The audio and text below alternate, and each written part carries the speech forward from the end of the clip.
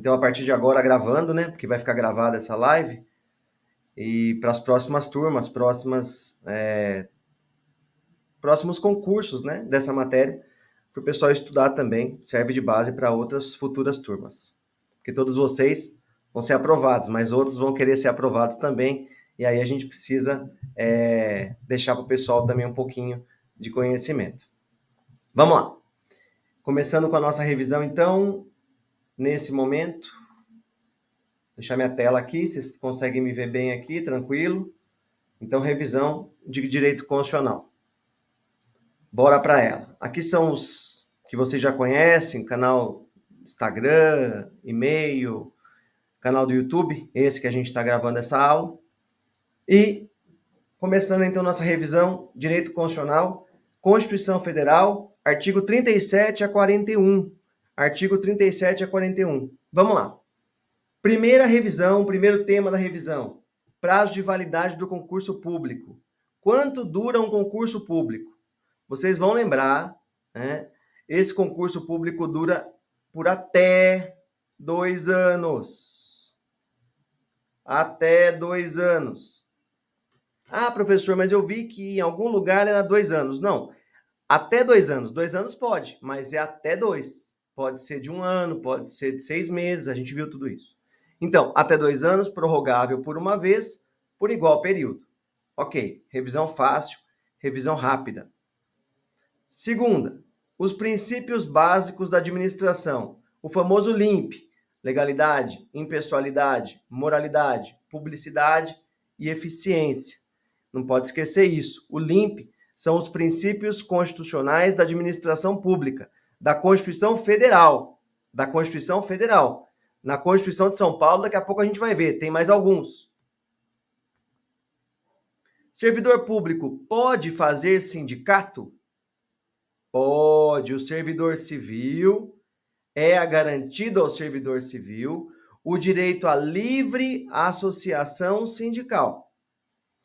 E o servidor público pode fazer greve? O direito de greve será exercido nos termos e limites definidos em lei específica. O direito de greve será exercido nos limites definidos em lei específica. Isso, as normas que dependem de lei são chamadas de normas de eficácia limitada. E até hoje essa lei não existe. O servidor só pode fazer greve porque temos mandado de injunção permitindo a greve pelo servidor, tá? Ok.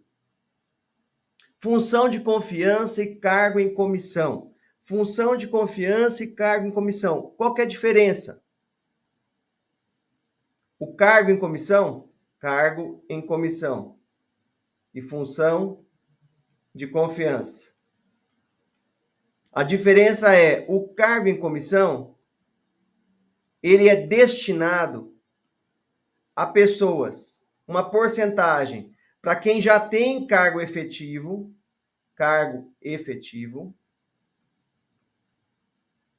e uma outra porcentagem para quem não tem cargo efetivo, sem cargo efetivo.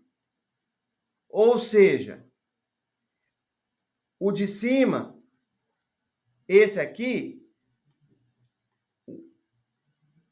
deixa eu mudar a cor aqui para vocês não se perderem. Esse aqui é para quem é de dentro da administração pública.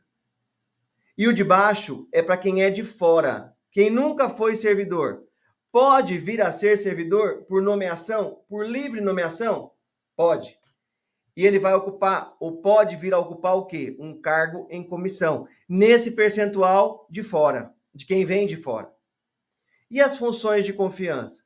As funções de confiança sempre são destinadas a quem é de dentro. Sempre são funções a mais para quem já tem cargo efetivo. Para quem já tem sempre cargo efetivo.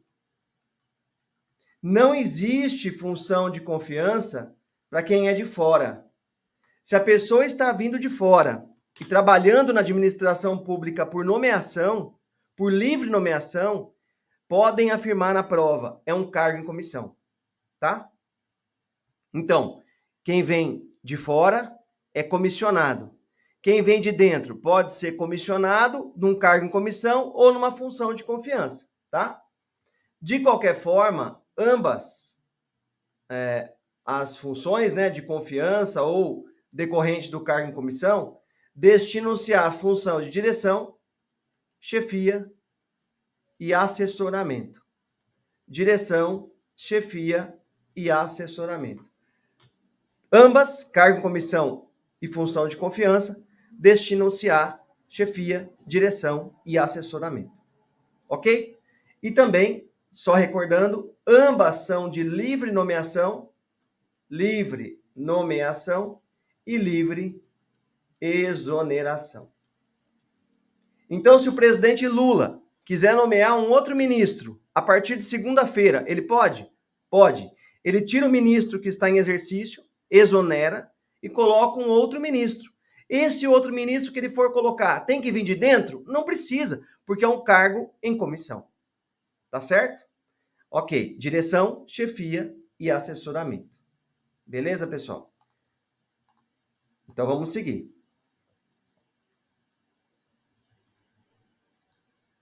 Espero que a transmissão esteja tudo certo aí. Boa tarde, Elaine. Boa tarde, Ana. Boa tarde, Giovana. Boa tarde, Sheila.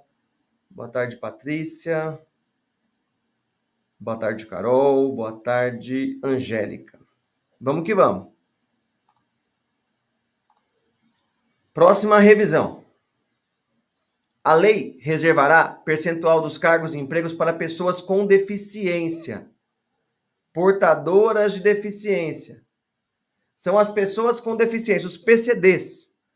Não existe percentual definido na Constituição. Cuidado com isso. Cuidado com isso. Não existe percentual definido na Constituição. Ela só fala que a lei reservará. Da mesma forma, a lei estabelecerá os casos de contrato por tempo determinado. São os chamados servidores temporários. Aqueles que trabalham por tempo determinado. Então, o servidor do IBGE é um grande exemplo. Os servidores contratados na pandemia para fazer auxílio, principalmente médicos, áreas da saúde, todos temporários, né, para auxiliar o contingente, a demanda excessiva de doenças, né? Então, tudo servidor temporário. A lei estabelece os casos de contrato por tempo determinado. A lei, não é a Constituição. A Constituição remete à lei. Isso é importante que vocês saibam, para uma questão VUNESP não pegar vocês, tá? O que mais? Essa é uma boa, né? Essa é uma boa dica. A gente sabe que o teto do servidor público corresponde ao subsídio do ministro do STF. Tudo bem. Mas aqueles cargos de mesma hierarquia, de mesmo nível, eles têm vencimentos que não podem superar o de um poder. E esse poder é o poder executivo e não o judiciário. Então, vejam aqui. Os vencimentos dos cargos do poder legislativo e do poder judiciário não poderão superar os pagos pelo poder executivo. O executivo aqui é o parâmetro. É aquele exemplo do motorista, o motorista do poder legislativo, o motorista do poder judiciário e o motorista do executivo. O motorista do executivo é o parâmetro, o salário dele, o vencimento dele é o parâmetro para os demais, tá? Bom, da mesma forma, em relação a remunerações, né, e vencimentos, é vedada a vinculação, é vedada a equiparação de quaisquer espécies remuneratórias para efeito de remuneração de pessoal no serviço público. Então, não pode vincular uma remuneração na outra, não pode equiparar uma remuneração à outra, porque isso fere o direito constitucional, fere o artigo 37, inciso 13. Tá bom? Ok. Esse é um campeão de prova, né? Esse é um clássico.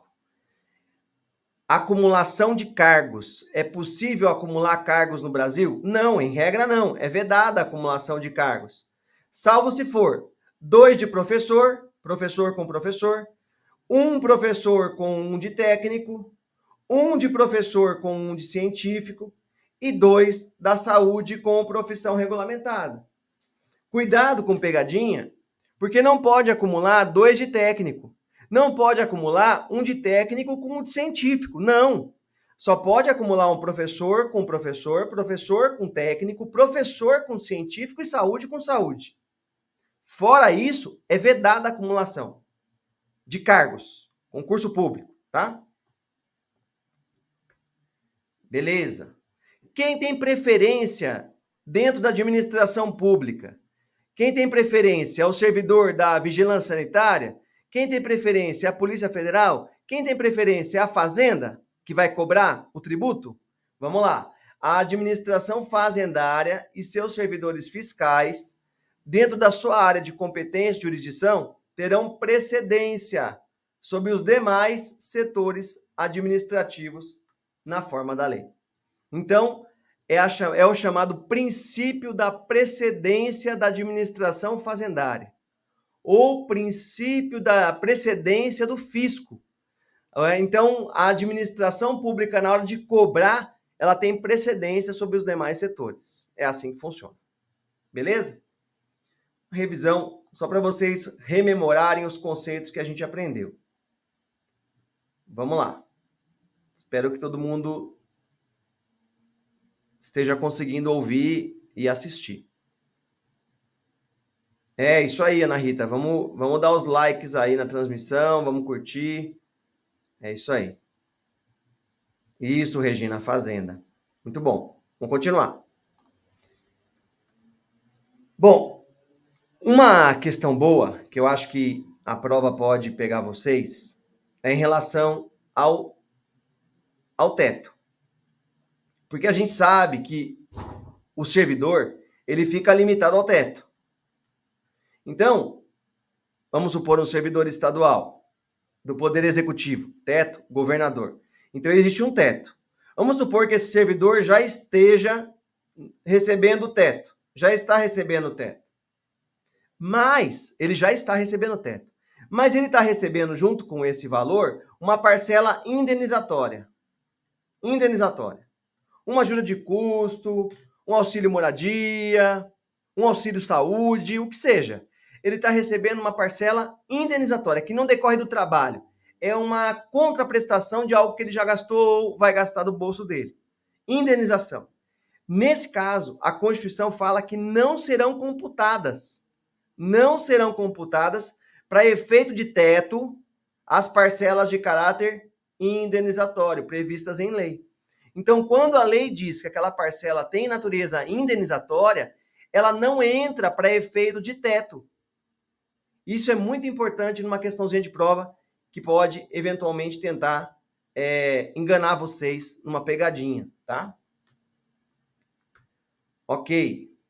O que mais? Mandato eletivo. O servidor que ocupa mandato eletivo, federal, estadual ou distrital, o que ele tem que fazer quando ele for eleito? Ele tem que se afastar do cargo, e não pode optar pelo salário. Ele vai receber o salário do mandato eletivo, que é para onde ele foi. Se o servidor foi eleito prefeito, deixa eu mudar a cor aqui. Se o servidor foi eleito prefeito, então ele vai se afastar do cargo, mas pode optar pelo salário. Isso eu faço questão de recordar com vocês, no caso do prefeito, ele tem que se afastar, ou seja, o prefeito era um servidor público da Unicamp. O servidor da Unicamp foi eleito prefeito. Ele pode ser servidor da Unicamp e prefeito? Não. Ele vai ter que se afastar do cargo da Unicamp. Então, afastar do cargo. Mas em relação ao salário, aqui sim, ele pode optar pela remuneração que ele entenda mais adequada. E no caso do vereador, se houver compatibilidade de horários, acumula, recebe os dois. Recebe o da Unicamp com o vereador. Então, o servidor da Unicamp foi eleito vereador de Campinas. Ele vai ser servidor da Unicamp junto com o vereador se os horários forem compatíveis, e geralmente são. Ele vai ser os dois, servidor e vereador. Se os horários não forem compatíveis, ele afasta da Unicamp e pode optar pelo salário, adotando-se a mesma regra do prefeito. Tá bom? Ok. Então, guardem essa que também é uma boa dica. Acumulação de cargos, acumulação de cargo com mandato eletivo. Próxima dica. Servidor público tem estabilidade? Servidor público tem estabilidade? Tem estabilidade. Quando que o servidor público tem estabilidade? Após 3 anos de efetivo exercício. Qualquer servidor público tem estabilidade? Não. Por que não? Porque só o servidor que passou em concurso. Mas o servidor que trabalha no Banco do Brasil também passou em concurso? Sim, mas ele também não tem estabilidade. É só o servidor que tem cargo efetivo.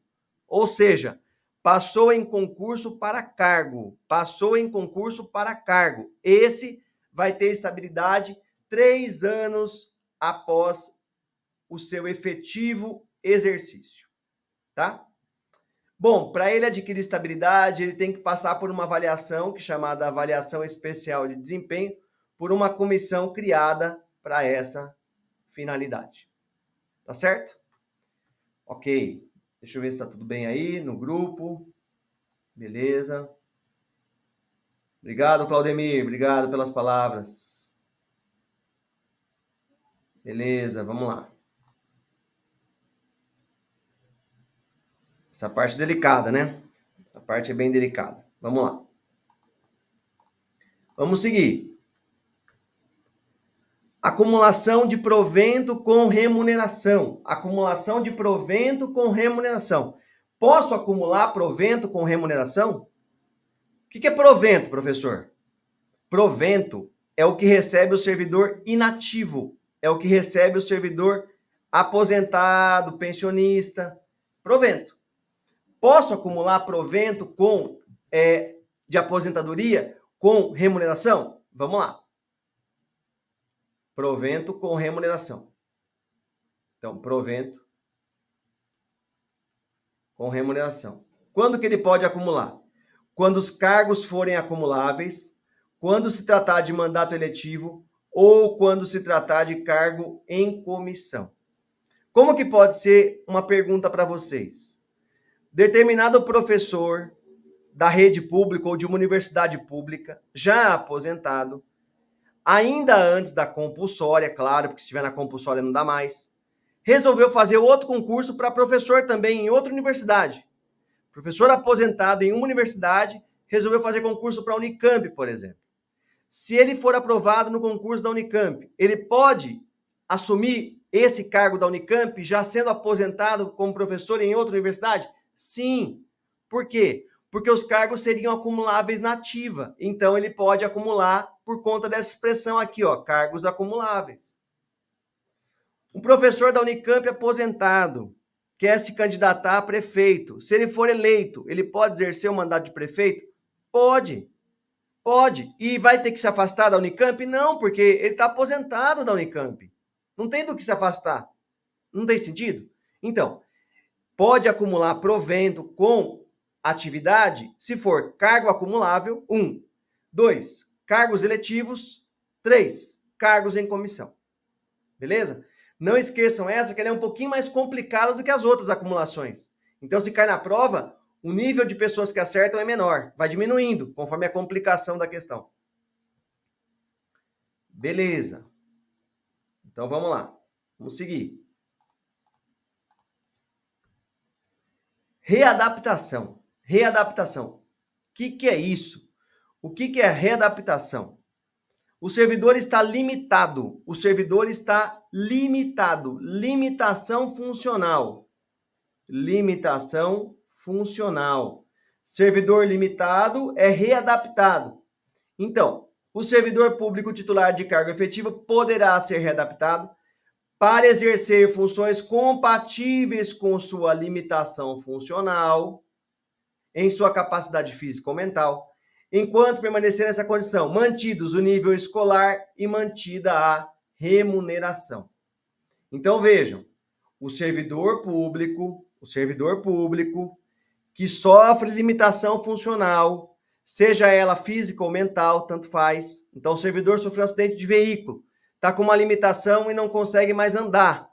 A administração pública pode colocar ele para fazer outra função? Pode, desde que mantenha o nível de remuneração e desde que mantenha o nível de habilitação, nível escolar, tá bom? Ok.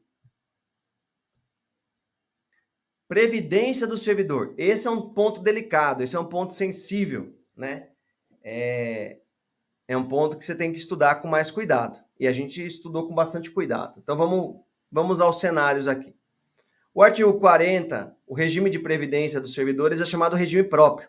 É o regime de previdência dos servidores que tem cargo efetivo, que é o servidor que tem cargo e é concursado, mediante contribuição do ente federativo dos servidores ativos, aposentados e pensionistas.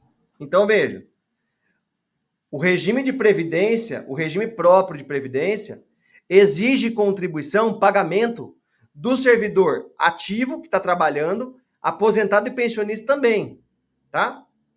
Que preserve o equilíbrio financeiro e atuarial, que é a entrada e saída de dinheiro.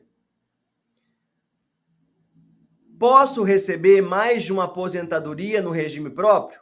Veja, ressalvadas as opções de cargos acumuláveis na forma dessa Constituição, é vedada a percepção de mais de uma aposentadoria no regime próprio. Então, o que ele quer dizer com isso? Que eu não posso ter mais de uma aposentadoria? Não, não quer dizer isso. Vamos tentar entender isso de forma rápida, porque a revisão tem que ser rápida. Eu estou aqui, o servidor público da Unicamp, RPPS. Servidor público da Unicamp. Então, eu trabalho na Unicamp. E também o servidor público consegue, sei lá, fazer serviços particulares. Ele é técnico em informática, então ele faz conserto de computadores nas horas vagas, cobrando, obviamente, por isso. Então, ele é contribuinte individual do INSS. Então, ele é autônomo, vamos colocar aqui autônomo no INSS. Então, aqui, ele vai se aposentar na Unicamp e vai se aposentar no INSS. Mas não é disso que esse artigo está falando. Esse artigo está falando de mais de uma aposentadoria no regime próprio. Qual que é a questão aqui? Lembra do exemplo que eu acabei de falar para vocês? O professor da Unicamp está aposentado e resolveu fazer concurso, por exemplo, para ser professor da USP. Ele pode fazer esse concurso e ser aprovado e entrar no cargo? Pode. Mas aí, por exemplo, ele entrou no concurso da UNB, Universidade Federal, o UFRJ, para vocês entenderem melhor. O UFRJ, Universidade Federal do Rio de Janeiro, professor aposentado da Unicamp, autônomo, conserta computador, técnico em informática e fez concurso para o UFRJ, ser professor lá. Passou no concurso. Ele pode ser professor da Unicamp, professor da UFRJ? Pode, está aposentado em uma e vai fazer, mesmo que não tivesse, poderia. Mas aí, quando ele se aposentar, ele pode se aposentar na UFRJ, já sendo aposentado da Unicamp? Sim. Por quê? Porque são cargos acumuláveis. Se são cargos acumuláveis, as aposentadorias de regimes próprios também podem ser acumuladas, além do INSS, tá? Esse é um ponto bom para a pergunta, esse é um ponto legal para a VUNESP cobrar de vocês. É um ponto bem delicado, um ponto bem sutil, né, para fazer pergunta. Isso, beleza, Regina? Isso aí. Vamos que vamos. Então, eu queria revisar com vocês aqui nesse slide duas coisas. Regime previdenciário. Essa é uma boa pergunta também. Servidores públicos e quais regimes estão? Então, vamos lá. O servidor seletício, já sei, ele está no Regime Geral de Previdência Social, RGPS. O servidor temporário, já sei também, ele está no Regime Geral de Previdência Social, RGPS. O servidor estatutário, que tem cargo efetivo, está no regime próprio, RPPS, e não RGPS. Pensando nisso, guardem bem esse slide, hein? Façam um print aí. Pensando nisso, eu desloquei só o cargo público. O servidor que tem cargo efetivo, RPPS. O servidor que tem cargo em comissão exclusivo, o que é exclusivo? É o que vem de fora.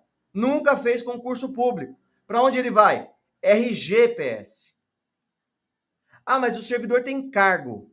Não importa. Mesmo que ele tenha cargo, se o cargo dele é comissionado e eles vêm de fora, então ele não vai para o RPPS, ele vai para o RGPS. Cargo efetivo, RPPS. Cargo em comissão vinculado a um cargo efetivo, RPPS também, porque o efetivo atrai o RPPS. O cargo efetivo atrai o RPPS. Tá? Então, revisando isso. Servidor público estatutário, se for efetivo, RPPS. Se for seletista, RGPS. Se for temporário, RGPS. Servidor que tem cargo pode ser efetivo, comissionado, comissionado de dentro ou comissionado de fora. Servidor efetivo, RPPS. Comissionado de dentro, RPPS. Comissionado de fora, RGPS. Tá? Essa também é uma boa dica que na hora da prova causa bastante confusão. É isso aí, né, Ana Rita? A ideia é sempre procurar o melhor benefício para o servidor. Essa é a lógica. Bom, continuando. Abono de permanência em serviço. O que é abono de permanência? Observados os critérios a serem estabelecidos em lei, o servidor que tenha completado as exigências para a aposentadoria voluntária, o servidor já completou os requisitos e pode se aposentar, mas ele resolveu permanecer em atividade e que opte por permanecer em atividade, poderá fazer jus a um abono de permanência equivalente a, no máximo, ao valor da sua contribuição previdenciária, até completar a idade para a aposentadoria compulsória. Então, o que a gente tem aqui? A gente tem aqui uma situação que é a seguinte: o servidor já podia se aposentar, porque ele preencheu os requisitos, mas ele não está na compulsória, ele não tem 75 anos ainda, mas já podia se aposentar, mas ele não quis. Até ele completar 75 anos, ele pode, não é direito mais, ele pode fazer jus a um abono de permanência, que vai corresponder, no máximo, o valor do que ele pagaria de contribuição previdenciária. Então, ele vai ficar trabalhando, sem estar aposentado, recebendo os vencimentos, e provavelmente sem pagar a contribuição previdenciária. Vai depender do ente público o que ele estabeleceu acerca da regra do abono. Se vai ser metade do valor da contribuição, se vai ser um terço, se vai ser o valor integral. Mas ele pode fazer jus a, no máximo, esse valor da contribuição previdenciária. Como são regras novas, objeto de reforma previdenciária, é bom vocês guardarem isso que eu estou falando para vocês na revisão, tá? Estou pegando só a parte da reforma aqui. Ok. Na parte de educação, a Constituição Federal trata de educação. É um ponto que cai para vocês também. Lá no 206 princípios da educação. Basta dar uma lida, pega o material e dá uma lida. 207, vamos revisar rapidamente aqui. As universidades gozam de autonomia didático, científica, administrativa e de gestão financeira e patrimonial e obedecem o princípio da indissociabilidade entre ensino, pesquisa e extensão. Ensino, pesquisa e extensão. Isso é importante que vocês guardem. Princípio da autonomia universitária. Princípio da autonomia universitária. Previsto na Constituição. Cai para vocês. As faculdades. O mais importante é esse. É facultado às universidades. Facultado. Não é obrigado. Se ele colocar obrigado na prova, está errado. É facultado às universidades admitir professores, técnicos e cientistas estrangeiros na forma da lei. É facultado. Não é um dever da universidade contratar professor estrangeiro. Mas a Unicamp, por exemplo, tem um artigo importante para ser cobrado de vocês. Então, é facultado às universidades admitirem professores, técnicos, cientistas estrangeiros. Tá? Beleza. Bom, aí entramos na Constituição de São Paulo.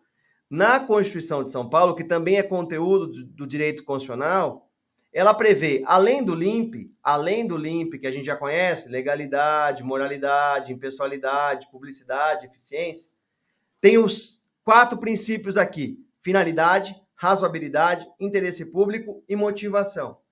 Finalidade, razoabilidade, interesse público e motivação. Até amanhã dá para lembrar. Então, além do LIMP, os princípios da finalidade, razoabilidade, interesse público e motivação. Lembrando que esses princípios não estão na Constituição Federal. Eles estão expressos na Constituição de São Paulo. Até coloquei o título aqui para você não se confundir. Constituição de São Paulo, tá bom? Beleza, pessoal, vamos lá. Posso nomear o reitor de uma universidade que esteja em condição de inelegibilidade? A pessoa foi declarada inelegível porque cometeu alguma irregularidade lá, não pode mais ser votada por um tempo. Ficha limpa, por exemplo, agora ele é ficha suja. Esse cara que está sujo, ele pode ser nomeado como reitor de uma universidade, da Unicamp, por exemplo? Não. Por quê? É vedada a nomeação, é proibida a nomeação de pessoas que se enquadrem nas condições de inelegibilidade para alguns cargos, dentre eles, eu queria reforçar com vocês de novo aqui, ó, reitores das universidades públicas estaduais. Então, esse cara aqui, o reitor da universidade pública estadual, não pode, quando for nomeado, estar numa condição de inelegibilidade. Não pode, tá? Isso é irregular. Ok. O artigo 115, ele trata da organização da administração pública, corresponde ao 37, né, da federal. E diz que é obrigatório o cumprimento das seguintes normas. Obrigatório. Eu quis trazer para vocês uma que ele pode pegar lá, pinçar uma norma ali e você esquecer dela. A administração pública direta e indireta, as universidades públicas, e aqui está a Unicamp, e as entidades de pesquisa técnica e científica, oficiais ou subvencionadas, prestarão ao Ministério Público apoio especializado no desempenho das funções. Então, o Ministério Público pode solicitar apoio da Unicamp? Pode. A Unicamp deve prestar? Deve, porque o artigo 115 fala que é obrigatório. Vejam. Na prova, ele pode trocar por facultativo. Tá errado, é obrigatório. Tá bem? Então, cuidado com esse dispositivo. O que mais? Esse aqui, o artigo 126 de São Paulo, tô falando só de São Paulo agora, hein? Constituição de São Paulo. Trata da chamada aposentadoria especial, já reformada após a reforma da Previdência. Por isso que eu quis trazer para vocês. É vedada a adoção de requisitos e critérios diferenciados para aposentar pessoas, salvo nos termos de lei complementar, nos casos de aposentadoria da pessoa com deficiência. Então, o deficiente é o primeiro grupo que tem aposentadoria diferenciada. Segundo grupo, carreiras policiais, polícia civil, polícia técnico-científica, agente de segurança penitenciária, agente de escolta e vigilância penitenciária, em São Paulo. 3. Atividade de exposição a agente nocivo, químico, físico, biológico, prejudicial à saúde ou à associação desses. Agentes nocivos também dão direito a uma aposentadoria mais cedo. Então, em São Paulo, a aposentadoria especial, com base no artigo 126, se dá em relação a quais grupos de pessoas?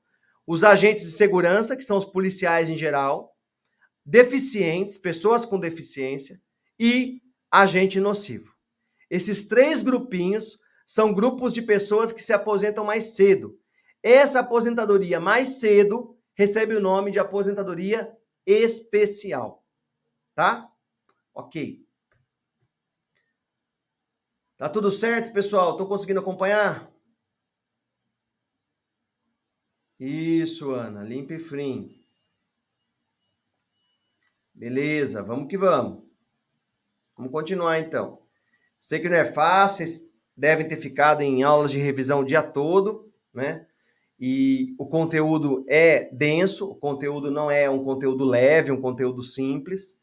Muita gente faz revisão aí só trazendo matéria mais simples, mas eu estou trazendo para vocês o conteúdo também denso, para vocês, porque amanhã não vai cair só o leve, com certeza. Alguma coisa de conteúdo denso vai cair. Então, se a gente conseguir revisar o máximo possível hoje, a chance de você acertar amanhã é bem maior, tá?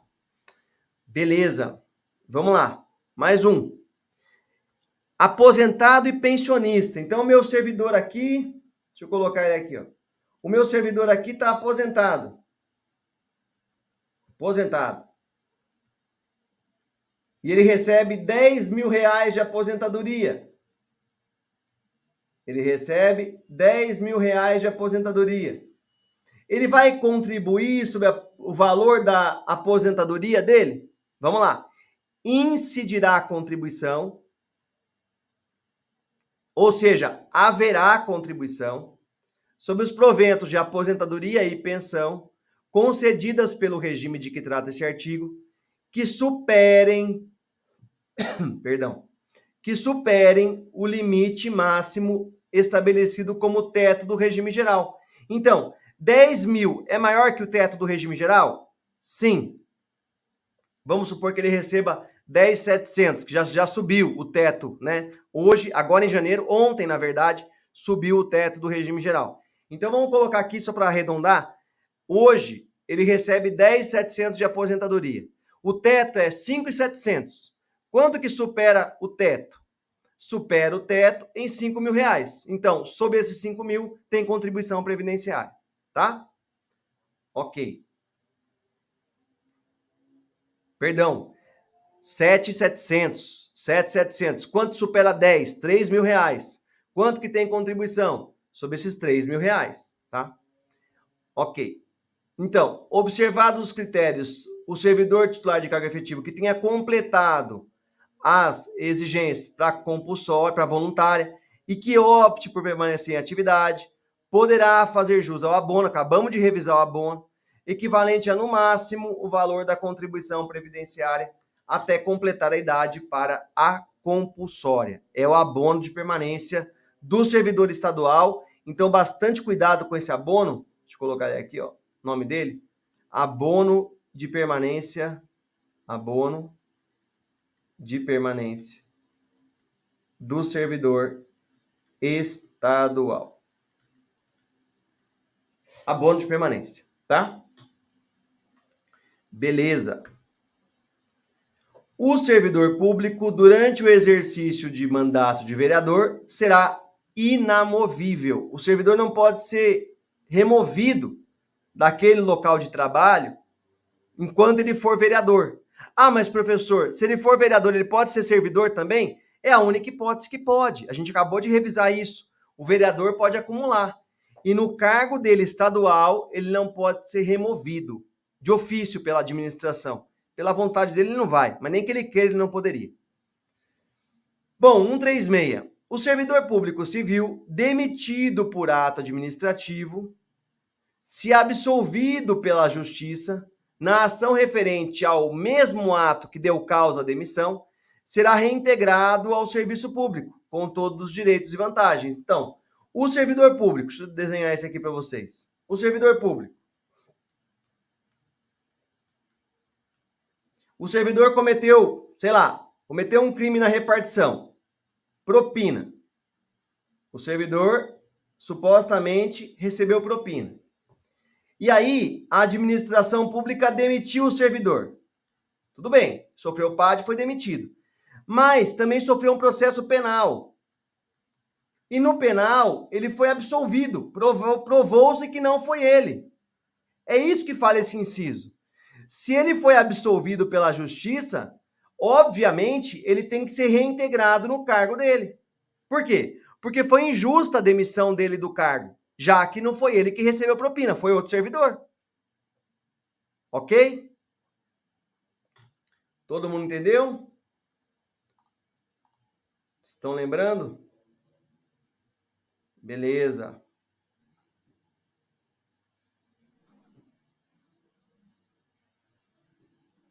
Ok. Sempre que a Constituição fala servidor civil, se opõe aos militares, tá bom? Sempre que a Constituição falar expressamente servidor civil, isso se opõe a servidor militar, tá? Beleza, pessoal. Vamos que vamos. Agora, eu queria fazer uma surpresa para vocês. Vamos revisar um pouco de administrativo. Porque, embora eu não tenha dado matéria para vocês e tudo mais, esse canal é livre, né? Então, a gente pode falar e aí, essa é o bônus, é a surpresa aí. Vamos revisar rapidinho o administrativo. Não aprofundar, porque, né, obviamente, o tempo não permite. Eu programei uma revisão de 1 hora para a gente tentar fazer tudo aqui. Uma revisão de constitucional e agora uma revisão de administrativo, Então, deu 40 minutos de constitucional, vamos fazer aí uma meia horinha de administrativo, beleza? Deixa eu fechar aqui, então, o constitucional, para a gente já começar